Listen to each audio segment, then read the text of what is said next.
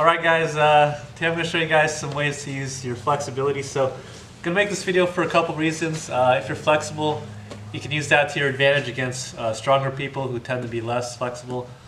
And I hope this video will inspire you to work on your flexibility. So I'm going to be here with James, and we're going to talk about guard retention or guard pass prevention. So if James is trying to pass my guard here, he's on his side here.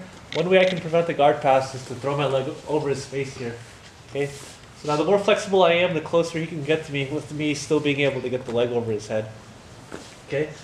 Another example would be if the guy gets me in a kesikatami, so scarf hold.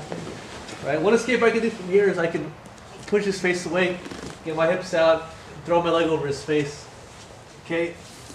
And the more flexible that I am, the closer James can get to me, and I'll still be able to get the leg over.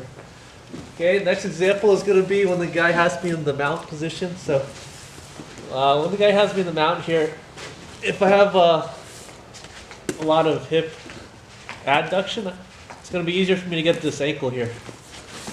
I'll need to turn my hips less to the side. The more I have to turn my body to the side, the more vulnerable I'll be to the back take. So another example would be if I'm in the if James is on the side here, another way I can recover the guard is to throw this leg in, like so.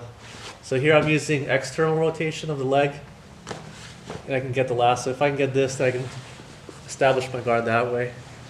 Okay, guys. Another thing it's good for is if James is trying to take my back and I turtle, if I have a lot of hip flexion, if I'm able to bring my knees to my chest here, I'll be able to be really tight, and it's going to be harder for the guy to get the hooks in. Okay. Also,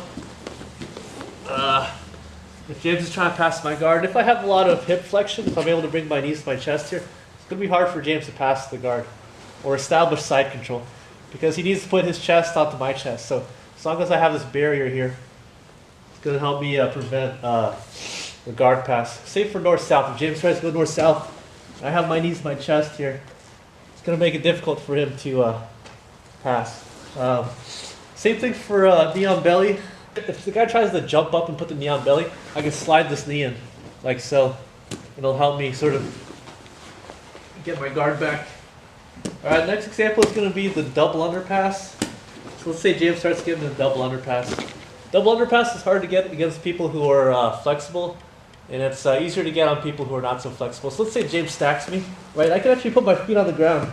It's going to stop, it's going to be making it harder for James to pass the guard. Also, if I have a lot of, if I'm flexible, I can get this foot onto his shoulder here. Right, again, hip flexion here. I'll step on his shoulder, extend, get my legs back in. Okay.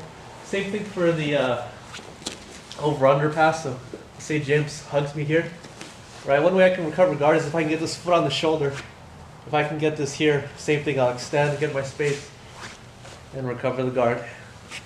That's it for today's video. Thanks everybody for watching. See you guys again next time.